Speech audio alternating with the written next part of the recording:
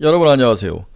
이 10월 10일 여의도 펀드매직TV 금주시장 전망 및 투자 전략 한번 시작하도록 하겠습니다. 네, 중동이 난리가 났습니다. 연휴 때 이건 정말 큰 금융시장과 자본시장을 움직일 아주 큰 이벤트인데 굉장히 어려운 시장이 전개될 것으로 예상이 되죠. 유가는 어떻게 될고 경제는 또 침체 쪽으로 당연히 갈 가능성이 높아 보이고, 이럴 때는 금리는 올라갈 것인가 내려갈 것인가, 왜 금리가 하락이냐 상승을 점치기 어려운 것은 플라이트 퀄리티로 가면은 금리는 당연히 달러 자산 쪽으로 가면서 내려올 확률은 높아 보이는데, 또 반대로 전체적으로 글로벌 시장이 어렵고 미국이 또 개입이 되고 여러 가지 문제가 있다면 금리가 추가로 상승할 가능성도 있어 보이고 방향성을 잡기 어렵다. 하지만 금리는 좀 하락할 가능성이 높아 보이고, 그렇다면 주가는 또 어떻게 될 것인가. 근데 금요일 날 미국 시장 아주 좋게 잘 끝났고, 네, 인플레이션이라든지 이런 것들을 나름대로 이겨가면서 좋은 어떤 고용 시장의 모습을 반영하면서 주가가 올랐는데, 화요일장 우리 시장은 상당히 충격을 좀 받지 않을까, 그런 어려움이 있습니다. 일단은 주가 시장은 좀 박살이 날 것 같아요. 내일 아침에 이제 내일 새벽에 끝날 미국 시장을 봐야 되는데 시장이 어려운 상황이다, 이렇게 이해를 하는 게 맞습니다. 중동 전쟁, 유가, 경제는 어떻게 되고 금리는 어떻게 되고 주가는 어떻게 될 것인가, 매우 복잡한 연휴의 마지막 날이 지나가고 있습니다. 네, 금주시장 전망 및 투자 전략 간단히 서로 좀 알아봅시다. 구독, 좋아요 많이 눌러주십시오. 먼저 WTI 가격을 한번 봅시다. 이 선물 시장이기 때문에 거의 24시간 열린다고 봐야 되는데 85.97달러, 거의 80달러가 깨졌네. 3.18달러가 올랐습니다. 3.84에서 4%. 생각만큼 그렇게 유가가 많이 오르지는 않은데 일단은 3.84% 오르면서 유가가 지금 거래가 되고 선물시장에 거래가 되고 있는데 한번 지켜봐야 될 것 같아요. 이 정도면 현재 시장에서는 좀 그나마 안정적이라 볼 수 있는데 한번 지켜봐야 될 것 같습니다. 네, 이스라엘과 하마스 전쟁, 이제 경제하면서 정치까지 다 다뤄야죠. 서로 연관이 있는데 여러 나왔던 이야기들 한번 정리를 해보면, 중동 정세 파장은 어떻게 될 것인가. 이건 미국 대선 전국의 파장을 일으키죠. 여기에 트럼프와 바이든의 입장, 여러 가지 상황에 의해서 대선판이 흔들릴 수 있는데 굉장히 머리 아픈 모습입니다. 여기에 또 한국이 소환이 됐어요. 네, 이 전쟁 이야기하면서 60억 불 이란에 줬던 그 석유 대금이 하마스에 쓰였다 말았다, 이런 공화당 쪽에서 한국에 그걸 소환하면서 미국 공화당 쪽에서 돈 60억 불의 문제점을 끌고 들어오는 그런 모습까지 있는 상황입니다. 여러 가지 상황이 우리에게 좀 불리하게 돌아가는데 한번 지켜봐야 될 것 같습니다. 네, 여기가 이제 가자 지구죠. 여기서 이렇게 이제 폭탄을 5,000발 이상 공격을 하면서 시작됐다. 네, 진주만 기습과 같은 일이 벌어졌다. 아주 대대적으로 작정을 하고 시작을 한 거죠. 먼저 정치적으로는 네타냐후가 이 사람이 이제 이스라엘 총리인데 1996년 한번 집권을 하죠. 그 다음에 2021년에 권좌에서 물러나는데 아내와 아들의 온갖 비리 혐의가 다 이제 드러나고, 유력 증인의 경비행 사망 사고, 사기 혐의로 프랑스 사업가 아르노 맥락에게 17만 유로 수수한 것 등이 드러나면서 정치적으로 굉장히 몰린 상황이었습니다. 그러나 2022년 11월에 또 총리로 복귀하죠. 극단적인 종교제정인 시원주의 정당과 연정을 하면서 다시 집권을 하는데, 이 극단적 시원주의 정당이 이 연정을 하면서 문제가 크게 발생을 해서 하마스를 크게 자극을 했죠. 그래서 현재 이스라엘은 굉장히 네타냐후 총리에 대해서 안 좋은 입장을 가지고 있는데, 바이든 대통령도 문제가 있다고 이야기할 정도이고, 지난 7월에 사법부 권한을 대폭 축소해버렸습니다. 자기 비리를 자꾸 캐니까. 그래, 이스라엘 시위에 북한기까지 등장할 정도로 문재인 시위가 된다. 이건 너희가 독재국가이다. 유일한 독재국가가 똑같은 게 아니야. 지금 이스라엘 정부, 네타냐후 정부가 이런 식으로 공격할 정도로 아주 극한의 국가가 반쪽이 나는 그러한 일이 벌어진 거죠. 이스라엘은 전통적으로 시위를 잘 하지 않는데 종교적인 문제를 제외하고는 이런 문제들이 벌어졌습니다. 자, 그럼 제가 앞에서 팔레스타인과의 갈등이 극대화를 시키는 전략을 썼다. 2023년 집권 1년 차에 극단주의인 시원주의 정당과 연정을. 여러분, 시원주의라는 건 하레디라 그래서 수염 기르고 까만 모자 쓰는 극단적인 이스라엘의 그 시원주의 아저씨들 있죠. 이들이 왜 중요하냐면 이들이 예의를 많이 납니다. 아기를 6명씩 막 낳고, 얘들은 이제 축복이라고 생각하고 많이 낳는, 인구가 늘면서 이 파워가 생기는 거죠. 인구가 늘고 이 표의 파워가 생기고 이 정당과 네타냐후가 같이 연정을 하면서 극단적으로 가자지구 사람들 고통으로 몰고 들어가죠. 예, 여기에 모든 걸 봉쇄해버리고 생필품을 봉쇄하고 식료품뿐만 아니라 모든 것을 봉쇄하는 그러한 전략을 쓰면서 이 하레디에게 어떤 그 뭐랄까 좀 알랑알랑하는 그러한 정권을 정부 정책을 하면서 이쪽 하마스 사람들을 팔레스타인의 하마스를 굉장히 자극하는 그런 모습이 있었던 거죠. 그런데 이게 이제 기본적으로 깔려있는 상태에서 최근에 폭발한 것은 가장 중요한 것은 이 사우디아라비아와 이스라엘이 서로 수교까지 갈 수 있는 가능성. 그렇죠? 네. 그래서 미국이 사우디에게 수교를 해라. 그 대신 우리가 좀 도와주겠다. 대신 너희가 핵을 좀 개발할 수 있는데 여유준을 줄 수 있는 거 아니냐. 뭐 이런 식의 타협을 한 거죠. 그러면 내가 내년부터는 유가를 좀 내리겠다. 뭐 이렇게 타협을 하면서 서로 좋은 분위기가 형성됐는데 이것은 하마스에게 굉장히 충격적이죠. 왜 그러냐면 그렇게 이스라엘과 중동의 다른 국가들이 서로 협업을 하고 서로 관계가 좋아진다면 자기에 대한 지원이나 관심 이런 것들이 동력이 떨어질 거고 하마스 정권이 설 자리를 잃을 수 있는 그런 가능성. 여기에 이제 이란과 러시아가 뒤에서 꼬드기지 않았을까 그런 생각이 드는 거죠. 결국은 사우디와 이스라엘의 수교 가능성, 중동의 평화 분위기 이런 분위기들이 하마스를 자극한 게 아닐까 이렇게 분석이 되고 있습니다. 그래서 미국 공화당이 하마스 공격에 한국을 소환을 했죠. 60억 달러가 지원이 됐다. 이 하마스 자금에 지원이 됐다. 이렇게 공격을 했는데 바이든은 아니다. 그 돈은 지금도 묶여있다. 아랍에미리트의 카타르 은행인가 어디에 돈이 아직 빠져나가지 않았다. 이렇게 반격을 한 상황입니다. 우리나라가 연계에 들어가는 이러한 상황. 따라서 외교라는 것은 정말 신중하고 정말 말 한마디도 조심해야 되고 다음 돌을 놓을 때 생각을 좀 하면서 외교를 해야 될 것 같아요. 굉장히 어려운 상황이 진행이 되고 있습니다. 그래 향후 전망을 보면 러시아와 중국이 목소리를 크질 가능성이 높아 보인다. 지금 이 하마스의 이스라엘 공격을 찬성하면서 환영하는 데는 지금 이란밖에 없는 상황이죠. 그렇다면 이제 자기 중동의 친구들이 공격을 당했을 때 이 중동 친구들이 최소한 중립을 지킬 것이다. 이스라엘에게 우호적이지 않을 것이다. 이러한 상황들 유가는 오를 가능성이 높아 보이고 젤렌스키는 상당히 좀 뭐랄까요 위험이 좀 처할 확률이 높죠. 공화당이 유리했을 때 젤렌스키에 대한 지원금을 줄이거나 중단을 해야 되는 그런 상황. 2024년 유가 안정이 굉장히 중요한데 글로벌 주식시장에서 이것들이 다시 올라올 가능성 이런 것들이 지금 문제로 작용해서 유가가 지금 3% 4% 정도 오르면서 지금 움직이는데 장이 시작되는 오늘 저녁 정식으로 시작되는 오늘 저녁을 한번 봐야 될 것 같은데 유가 상승에 대해서 좀 대비를 해야 되는 거 아닌가. 결국 주식시장은 의외로 박살날 가능성도 있기 때문에 불안한 마음으로 오늘 저녁 미국 시장을 지켜봐야 되지 않을까 그렇게 분석이 일단 됩니다. 네, 지난 금요일 미국 시장이 굉장히 고용시장이 좋았죠. 네, 고용시장이 좋으면서 금리가 크게 상승하면서 금리가 올라가는데도 주식이 반등을 했다. 그 이유는 뭘까? 이게 이제 사실 제가 연휴에 포커스를 맞춰서 핵심적으로 같이 이야기해보자 하는 저의 타픽 주제였는데 이스라엘과 팔레스타인 전쟁이 일어나면서 이 타픽이 좀 무색해지는 그런 모습입니다. 그래도 한번 만들었으니까 여러분들과 같이 한번 나눠보도록 하겠습니다. 최근 금리가 상승한 이유는 뭔가? 미국 10년물 국채금리가 연중 최고치를 경신하면서 투자 심리를 극단적인 공포까지 몰고 갔다. 2년물 국채금리 정체에도 불구하고 10년물 국채가 빠르게 상승한 이유는 추가적인 기준금리 인상 우려가 아닌 높은 금리 수준이 오랫동안 유지될 그 가능성. 그렇죠?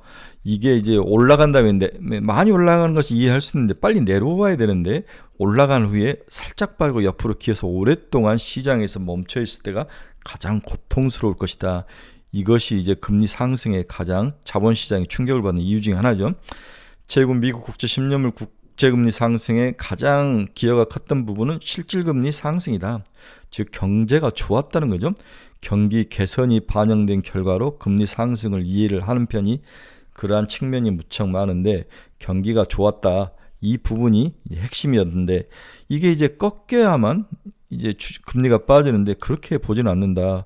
그래서 고용 시장이 33만 명까지 17만 명 이상인데 33만 명까지 늘어나면서 시장을 크게 끌고 올라가는 모습, 금리를 끌고 올라가는 모습이 있었는데 그 속사를 보면 또 그렇지는 않더라. 또한 지금 금리가 상승해서 꼭대기에 올라가는 것은 거의 맥스다. 거의 다 왔다. 이제 이만큼 올라가지는 않을 것이다. 이 가정이 드러나면서 금리가 상승을 해도 주식시장에 올라가는 모습이 금요일 시장에 나타났습니다. 자, 이렇게 최근 금리가 올라간 이유, 첫 번째 이유는 경기가 좋다. 미국의 경기 지표가 굉장히 좋은 거예요. 두 번째는 또한 고금리 장기화 우려로 인해 장기 국채 보유에 따른 불확실성이 높아지면서 텀 프리미엄이 상승도 한몫을 했다. 텀 프리미엄이라는 건 뭐냐? 이 텀 프리미엄이라는 단어를 꼭 이해를 하셔야 됩니다. 이 텀 프리미엄은 채권에서 텀 프리미엄은 어떤 개념이냐? 내가 장기 채권을 매수하면 오랫동안 리스크에 이제 노출이 되지 않습니까?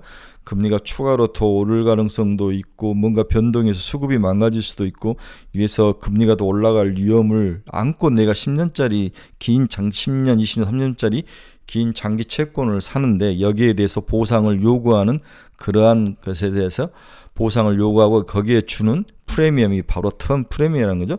장기 채권에는 이게 반영이 되는데 그렇다면 채권 금리라는 것은 실질 금리, 경기를 그대로 반영하는 실질 금리와 텀 프리미엄, 그렇죠? 텀 프리미엄과 실질 금리, 인터레스트 레이시 서로 합쳐진 게 금리다. 이렇게 이해를 하시면 될 것 같습니다. 따라서 실질 금리도 올라가고 경기가 좋고 텀 프리미엄도 드디어 반영이 되면서 올라가고 이러한 것들이 두 개가 동시에 반영이 하면서 금리가 올랐다는 그 이야기를 하는 거죠. 그래서 미국 CNN이 Fear and Greed Index라는 것을 발표하는데 5월 3월 미국 지역은행 파산 때가 이렇게까지 이제 리스크가 내려왔다는 것은 리스크가 크게 증가했다고 이해를 하시면 돼요. 그때와 비슷한 수준의 리스크. 그렇죠. 처음으로 극단적인 공포 수준까지 하락을 했습니다. 이게 내려오면 내릴수록 공포 수준이 커지는 거죠. 이렇게 채권 시장이 가지고 있는 자산 배분의 기능, 이 기능이 문제가 발생을 하면서 글로벌 자본 시장을 공포로 몰고 갔던 게 지난주 금요일까지의 모습이었다. 자, 그러면 그렇게 금리가 공포적으로 올라올 것이 예상이 되고 다음에 고용지수도 좋았는데 왜 주식은 빠졌느냐? 그 속사를 보면 첫째, 미국 10년 기대 인플레이션이 하락하기 시작했다는 거죠. 지금은 아주 극단의 경기가 좋은 모습이 나타나고 있지만 향후에 시간이 가면 갈수록 미국의 인플레이션은 내려올 거고 특히 향후 미래의 시간이 갈수록 기대 인플레이션은 하락할 거다. 이게 이제 시장에서 천천히 녹아서 나타나는 그런 속살들을 봤다는 거죠. 그래서 지금 올라가는 게 거의 마지막 단계에서 나타나는 금리의 마지막 단계에서 나타나는 그런 모습이다. 이렇게 이해를 하고 지금만 잘 참으면 금리도 내려올 거고 이게 주식시장에서 상당히 좋은 게 아니냐. 결국 경기가 좋은데 주식시장이 굳이 꺾일 필요가 있느냐. 이런 두 가지 심리가 역으로 작용을 했다 볼 수 있는 거죠. 자, 극단적인 금리 상승 공포에서 그날 금요일날 벗어난 이유는 기대 인플레이션이 오히려 하락했다. 앞에서 이야기를 했죠. 9월 취업자 지수를 한번 까본 거죠. 9월 미국 취업자 지수가 예상치를 상회했음에도 불구하고 투자 심리가 극단적인 공포 국면을 벗어날 수 있었던 이유는 인플레이션 압력 둔화로 시중 금리가 정점을 형성했다는 기대감이 반영됐다. 또 전주 고용 증가의 원인은 레저 접객과 교육 의료 서비스 이쪽에서 취업자 수가 증가를 한 거죠. 즉 퀄리티가 낮은 쪽에서의 취업자 수가 증가를 했다. 꼭 좋은 모습은 아니다는 거죠. 두 산업은 저임금 산업에 해당이 되기 때문이다. 대신 테크와 금융과 같은 고임금 산업의 취업자 수준은 부진을 했다는 거죠. 그래서 숫자적으로는 공포감을 줬지만은 그 속살을 까봤을 때는 그렇진 않다. 이제 미국이 특히 그날 봤던 것은 시간당 임금 상승률이 4.2%로 연중 최저치를 기록했다는 점도 주식시장에 안정감을 주면서 주가를 끌어올렸다는 거죠. 또한 12일 발표될 9월 헤드라인 CPI는 전망치는 3.6, 지난달은 3.7에서 좀 하락하는 모습, 코어 CPI도 지난달 4.3에서 4.1 이렇게 하락 트렌드로 갈 거라는 예상이 시장에 반영이 되면서 주가가 오르는 역발상의 생각들이 주식시장에 반영되는 모습이 금요일날 나타났습니다. 그래서 시간당 미국 평균 임금이 33.8달러인데 교육과 의료 서비스는 그보다 좀 낮았죠. 여기에 고용 인구가 늘어났고 다음에 레저 및 적계급에서도 고용 인구가 취업자 수가 증가를 했는데 시간당 평균 임금보다도 임금이 낮은 분야 이쪽에서 고용이 증가가 되면서 퀄리티적인 측면에서 그렇게 우려할 수준이 아니다라고 시장이 해석을 했다. 이렇게 이해를 하시면 될 것 같습니다. 그리고 이 짙은 녹색이 시간당 평균 임금 상승 하락 트렌드가 있죠. 헤드라인 CPI도 내려다가 살짝 올라갔지만 다시 내려오는 모습, 코어 CPI도 내려오는 모습.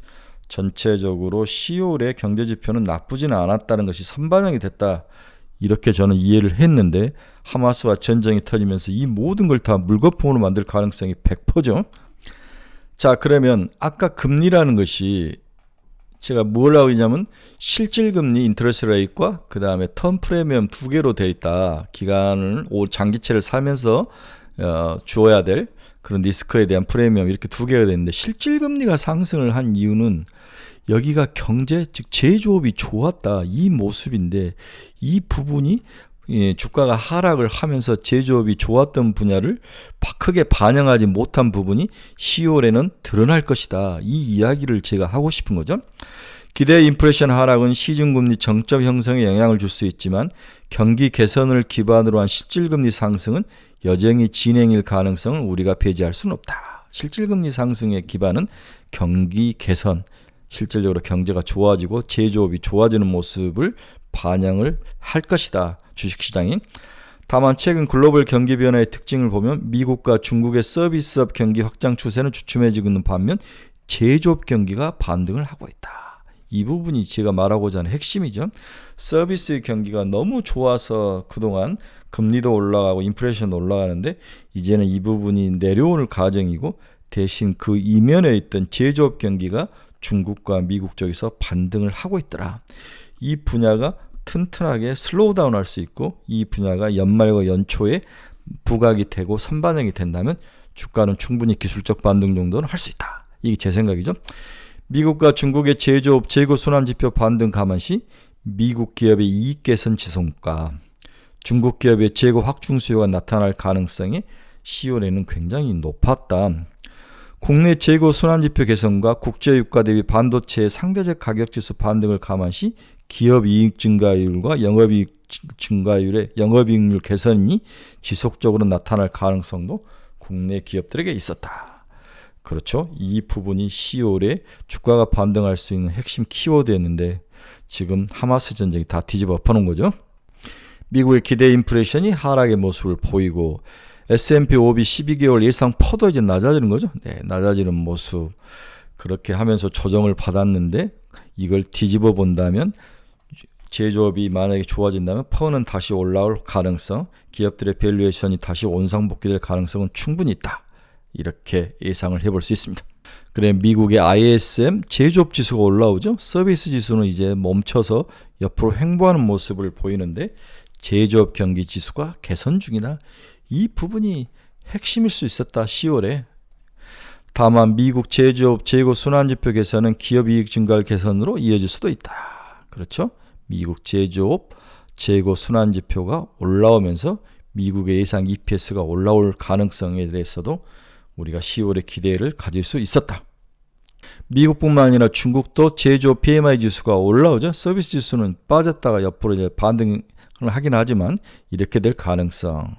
그래서 중국도 제조업 재고 순환지표가 올라오고 제조업 증가율도 증가하고 이런 면들이 기업들의 실적을 끌고 올라갈 수 있는 마침 이때 밸류에이션 조정까지 받았다면 나름대로 매력적인 부분이 10월 3분기 실적 발표 내년에 대한 기대감들이 시장에 선반영될 가능성에 대해서 우리가 기대감을 저버릴 필요는 없다. 이게 제가 주말에 연구한 제 생각인 거죠. 자, 그럼 따라서 투자 전략은 단순하죠. 제조업 업종 중에서 기업 실적이 올라갈 제조업 업종 중에서 퍼가 급락해서 조정을 받고 있는 종목을 사는 게 핵심이다. 이게 이제 핵심인 거죠. 금방 코스피 하락은 퍼를 급락시켰죠. 연중 고점 대비 코스피는 마이너스 9%, 퍼는 마이너스 20%까지 하락을 했다. 매력적인 부분이 발생하게 했다. 여기에 기대 인플레이션 상승이 제어되는 과정에서 퍼급락 업종에 대한 관심이 필요하다. 특히 현재 주가의 이익이 과소 반영된 업종이라면 주가 반등 여력도 충분하다. 조선, 화학과 청유, 반도체, 미디어, 소프트웨어 업종이 여기 시작한다. 이 중에서 우리는 관심을 가는 것은 반도체와 소프트웨어, 그 다음에 조선, 이 정도. 화학과 청유는 좀 시간이 좀 많이 걸릴 것 같아요. 그렇죠. 뭐 세모 정도 이렇게 보면 되지 않을까 생각을 해 봅니다. 우리는 지속적으로 지금 반도체에 대해서 관심을 갖고 팔지 말고 견디자 이런 이야기를 하고 있는 게 소프트웨어도 마찬가지고. 그래서 금주 투자 전략을 어떻게 짜야 되느냐. 두 번째, 이게 가장 중요한 핵심 키포인트 포커스는 거죠. 따라서 금수는 전술적인 측면에서 수비보다는 공격이 유리한 구간이다. 이렇게 이제 만들어 놨는데 하마스 문제가 그 다음에 터진 거죠. 이건 저희 카페에 다 먼저 올렸는데 이제 그 다음에 터진 건데 저는 그렇게 본 겁니다. 주식시장 쏠림은 평균 수준으로 회귀하는 현상이 반복되는 게 일반적인 특징이다. 쏠렸다가 다시 평균으로 돌아오는 거죠. 지수 MSCI 코리아 인덱스 기준 바닥권 PBR 0.9배에 근접했고 밸류에이션 측면에서 심리지표가 극단적인 공표 구간에 들어갔다면 다시 원상을 회복하는 회귀하는 현상으로 나올 것이다. 이렇게 이해를 해야 되죠. 만약 오버슈팅한 지표들이 안정될 경우 국내 증시의 반등폭은 더욱 커질 수도 있다. 공격 대응이 필요한 상황에서 공격수로는 IT와 소부장 업종을 저는 개인적으로 추천을 해드리고 싶었네요. 차기 주도주 테마 후보면서 포트폴리오 베타를 높이는 역할을 이 IT와 소부장 쪽에서 할 수 있을 것이다. 이렇게 저는 봤었습니다. 그래서 최근에 가장 눈에 띄는 SK 하이닉스 HBM 관련 친구들, 한미반도체, 바닥에 있는 이오 테크닉스, 프로텍, ISC 등 뭐 프로텍은 꼭 이제 SK 하이닉스 향은 아닌데 한번 관심 있게 봐야 될 것 같아. 바닥에 너무 빠져 있으니까 한미반도체, 이오 테크닉스, 프로텍, ISC 이런 쪽들. 다음 인포테인먼트 주력으로 차량용 반도체 펜디스 기업인 텔레칩스와 칩셋미디어. 다음 시스템 반도체 중심의 테스트 전문 기업으로 전장용 SoC 증설 효과가 기대되는 두산 테스나. 지난 금요일 아주 좋았죠. 다음 일라이나 노보디스크처럼 비만 당뇨 치료제, 이들이 몰고 올 후폭풍. 이들이 이제 소비를 줄일 수 있을 만큼 그렇죠. 뭐 여러 가지 이 아마존이라든지 이런 기업들에게 영향을 크게 미치는 뭐 음식을 적게 먹게 되고 이러한 것들. 아무래도 이제 이 약들이 들어가면 식욕을 감소시키는 거 이런 것들이 실질적으로 미국의 유통업체에 영향을 미치고 있다는 거 이야기를 하고 있는 거죠.